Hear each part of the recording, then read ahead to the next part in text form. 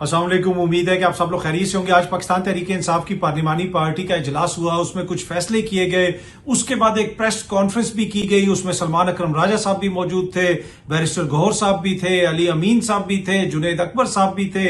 आपस के इख्तलाफात की बात भी हुई, लेकिन एक बड़ी जानदार किस्म की प्रेस कॉन्फ्रेंस की गई। अली अमीन साहब ने रियासत को, हुकूमत को, एस्टेब्लिशमेंट को एक चैलेंज भी दे दिया। उस हवाले से भी कुछ तफसीलात हैं, कुछ मजीद खबरें, वो भी आपसे शेयर करूंगा। लेकिन सबसे पहले मैं चाहता हूं कि आप जरा ये वीडियो देखें। ये वीडियो है जनाब आज मरी की। मरियम बीबी वहां से वापस आ रही थी और जब वो वहां से उनका काफिला गुजर रहा था तो सफाई का जो अमला है, सफाई करने वाला, उनको वहां पे खड़ा किया गया और उनको कहा गया कि आप हाथ हिलाएं और साथ कहें शुक्रिया मरियम नवाज। ये बल्कि आप सुने भी कि क्या कहा जा रहा है और कैसे ये वीडियो वहां पे रिकॉर्ड की गई।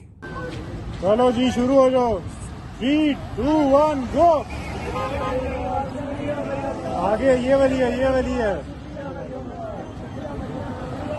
अब हालत ये हो गई है कि बहुत सारे सहाफी जो मसलसल इनका दिफा करते आए हैं, मसलसल इनके जो है वो एक तरह से गीत या गुन गाते आए हैं और कहते रहे कि जी बड़ी जबरदस्त हुकूमत चल रही है, ये गेम चेंजर हो गया, वो गेम चेंजर हो गया। अब उन सहाफियों ने भी हाथ खड़े कर दिए हैं। वो भी कह रहे हैं जनाब ये कैसी खुद पसंदी है कि हर चीज अपने नाम पे, हर जगह पे अपनी तारीफ। अब तो इस वक्त हालत ये हो चुकी है, हमारे एक दोस्त ने सोशल मीडिया से शायद कोई चीज उठाई और हमारे साथ शेयर की। जदून साहब हमारे एक दोस्त हैं, उन्होंने एक तहरीर मुझे भेजी कि लाहौर जाने वाले जो नए लोग हैं अनकरीब उनको कुछ ऐसे मसाइल का सामना होगा। उन्होंने जो पूरी एक तहरीर भेजी उसमें यह लिखा हुआ है कि जब वो किसी से रास्ते का पूछेंगे तो लोग कहेंगे कि जी सीधा मियां शरीफ रोड पे जाएं, आगे से मरियम नवाज फ्लाईओवर आ जाएगा, उसके ऊपर से गुजरें, नीचे आगे जो है हमजा शहबाज अंडरपास आएगा, वहां से बाएं हो जाएं, शहबाज शरीफ रोड पे चढ़ जाएं, आगे आप जाएंगे तो नवाज शरीफ मंजिल आ जाएगी, तीसरे फ्लोर पे जुनैद सफदर जो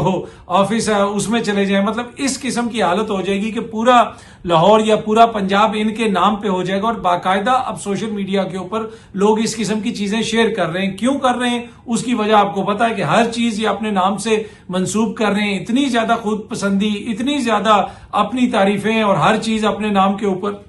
रिजर्व सीटों वाले फैसले के हवाले से इमरान खान साहब के वकील और कोर कमेटी के हिस्सा जो है अबू जर सलमान नियाजी बैरिस्टर हैं, उन्होंने लिखा है कि imagine being robbed of valuables, police fails to register FIR और recover your belongings and protect डकैट्स। वो ये कह रहे हैं कि जी आप इमेजिन करें कि आपके घर या आपके ऊपर कोई डकैती हो और पुलिस एफआईआर भी दर्ज ना करे, आपका सामान भी वापस आपको ना दिलवा सके और आप मसले को लेके कोर्ट में चले जाएं।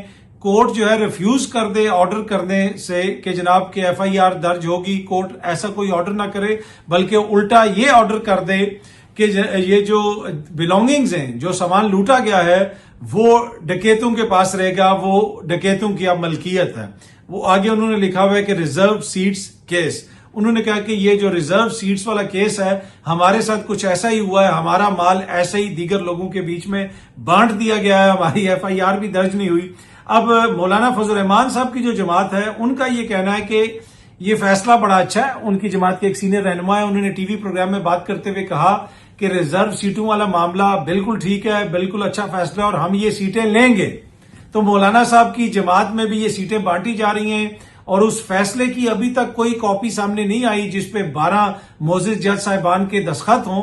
लेकिन इलेक्शन कमीशन ऑफ पाकिस्तान ने रिजर्व सीटों वाले फैसले के ऊपर अमल दरामद शुरू कर दिया है और सीटें हुक्मरान इत्तेहाद के माबैन बांटनी शुरू कर दी हैं।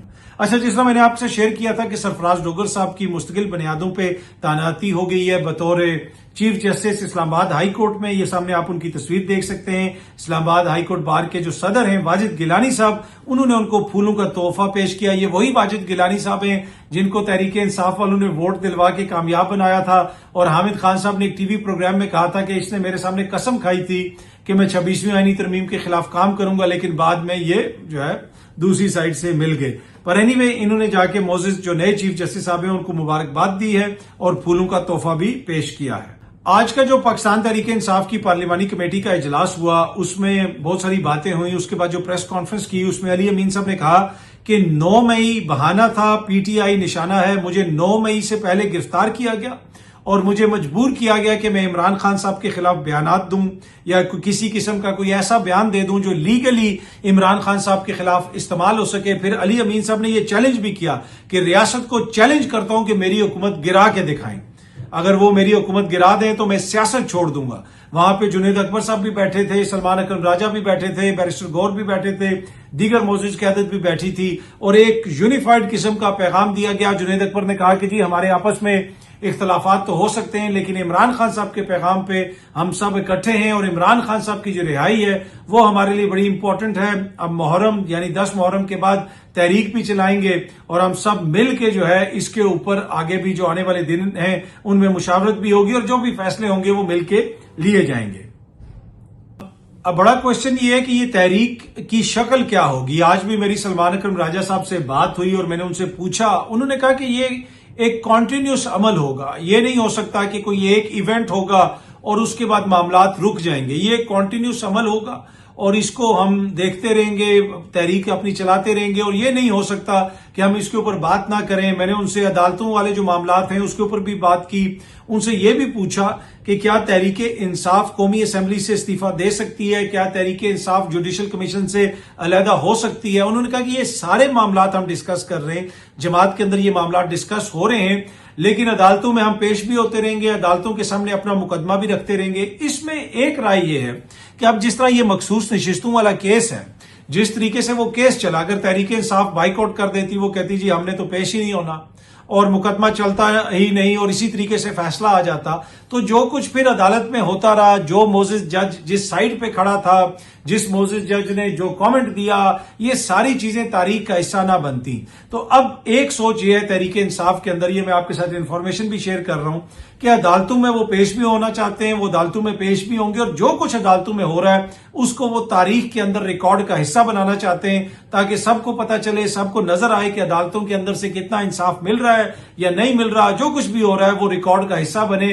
اور لوگ خود دیکھیں کہ کیا کچھ ہو رہا ہے.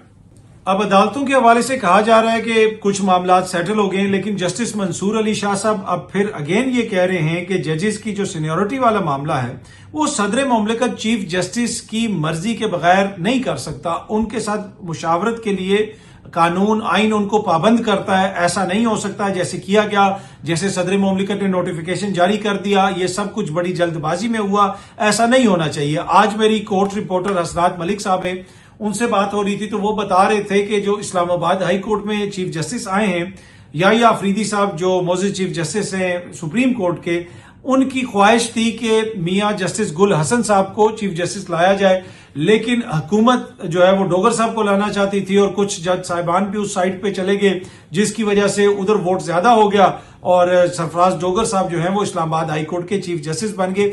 ماضی میں ہم نے دیکھا ہے کہ چیف جسٹس کا کردار بڑا امپورٹنٹ ہوتا ہے تعیناتی کے اندر, لیکن اس وقت جو ہے وہ لگتا ایسے ہے کہ ایگزیکٹو جو ہے اس کا پلڑا بھاری ہے, اور جو امپورٹنٹ جج صاحبان ہیں وہ بھی ایگزیکٹو کے حق میں ووٹ ڈالتے ہیں, جس کی وجہ سے بہت ساری جو چیزیں ہیں وہ ان کی جو آؤٹ کم ہے وہ ایگزیکٹو کی خواہش یا ایگزیکٹو کی رضامندی سے آپ کہہ سکتے ہیں وہ ہمیں نظر آتی ہے. اس پہ ایگزیکٹو کو کوئی زیادہ اعتراض نہیں ہوتا.